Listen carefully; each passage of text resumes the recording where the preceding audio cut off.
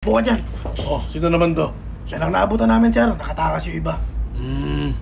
Actually, itong mga magnanakaw na to, magagaling daw talaga to. Wala akong alam. Alam ko.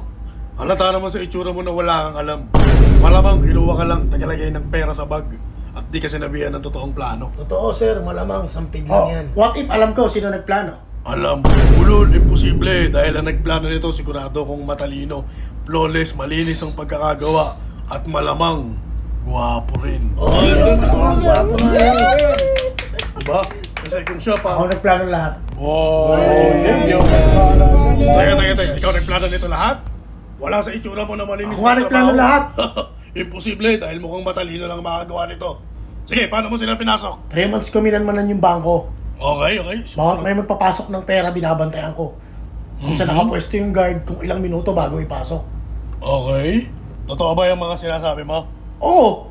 Eh di tanong niyo pa kay Ma'am Ella. Ma'am Ella? Sino yun? Sino yung Ma'am Ella? Si Ma'am Ella, yung teller. Okay. Kasabot namin yun eh. Ano bang ginawa ni Ella? Siya nagbigay ng blueprint. Kaya alam ko yung pasikot-sikot ng bangko. Ayun. Hati siya sa perang ninakaw namin. O teka, baka mamaya nag-iimbento ka lang ha. Kung ikaw talaga ay matalinong nagplano, saan nyo tinago yung pera? Kaya? Sige. Dapat na magkakaalam. Kapag sinabi ko, maniniwala kayo. Kapag sinabi ko, maniniwala kayo. Sige nga. Walang niya talaga. Sige. Nilibing namin yung pera sa 24th Street. Okay. Alam ba? Ang 4 na abandonadong bahay. Okay, sulat mo. Bakura nun. Okay. Balak namin 2 years bago gamitin yung pera para wala ng issue. Patay na. Galing. Chip, naniniwala nga ako, Chip. Siya nga yung matalino sa kanila. Palakpakan natin ito. Palakpakan nyo. Ito pa. Sabihin siya. Ako nagplano lahat nun. Wow!